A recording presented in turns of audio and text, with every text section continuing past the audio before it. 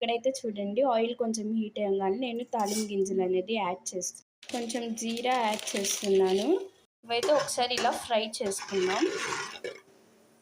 నేను దొండకాయలు అనేది యాడ్ చేశాను.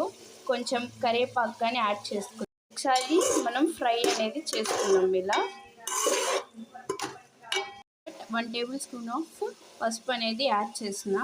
మళ్ళీ ఒకసారి ఇలా మిక్స్ చేసుకుందాం.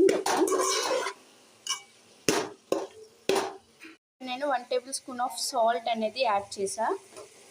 ఇలా ఒకసారి మొత్తం సాల్ట్ అనేది బాగా కలిసేలాగా కలుపుకొని ఒక 10 మినిట్స్ మగ్గ పెట్టుకోవాలి, వాటర్ ఏం పోయకుండా. ఇక్కడైతే కర్రీ బాగా మగ్గిపోయింది. కారం వేసిన తర్వాత ఇలా మిక్స్ చేసుకుందాం. కర్రీ బాగా కుక్ అయిపోయింది. చూడండి, కర్రీ అనేది రెడీ అయిపోయింది.